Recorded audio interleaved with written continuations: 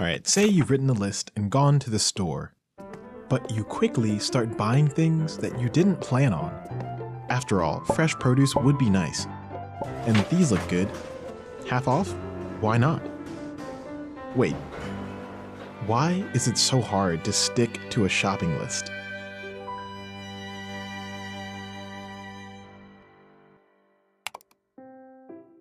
Researchers estimate that half of consumer spending is unplanned.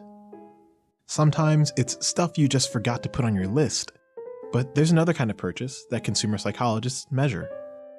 That would be more of your impulse purchase, where you see something, you think, hey, that's kind of a cool item, I think I'll, buy that. The architecture of a store can impact consumer satisfaction, which in turn might spur impulse buys. In the 20th century, the architect Victor Gruen used light and space to dramatically stage goods in storefront windows. His designs tried to capture the attention of passers-by and convert them into customers. Today, people refer to this as the Guen Effect. It happens when a store takes you from shopping for a specific item to shopping for shopping's sake. It's about the mindset and the environment that they try to create. Well, does this sound familiar? Think about your last trip to an IKEA.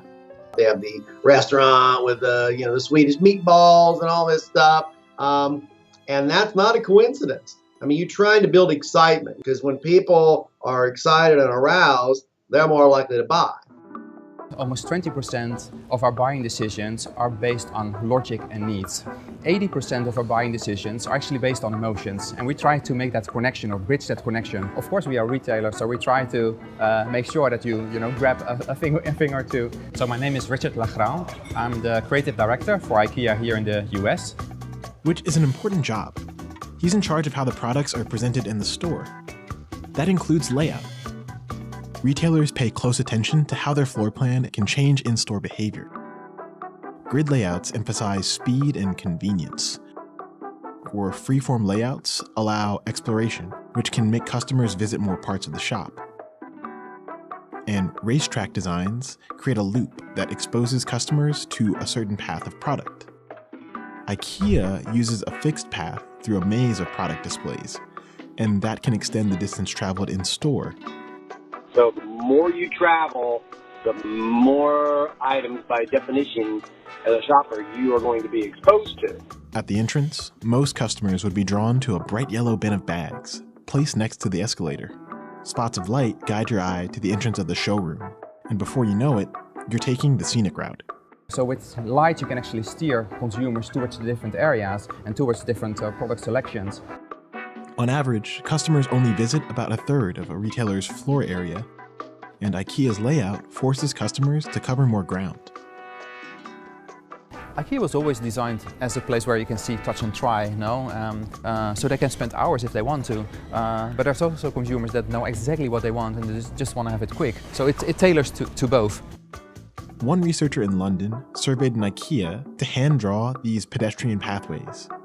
This heat map of the showroom was generated using her data. It looks like the path guides are working. Where Victor Gruen simply used a hunch to invent window shopping, virtually any store from IKEA to your local grocery has a trove of big data at their fingertips. We used technology to measure actually the flow of consumers and where they're interested in and in which areas they are intend to go. And that works all based on beacon technologies. Which means retailers like IKEA will only get better at nudging you to spend time in more parts of the store. So, compulsive shoppers, the next time you go to the store, consider taking the shortcut. Or at least don't forget what you came here for. Because it probably wasn't plants and a plate of meatballs. You do you, though.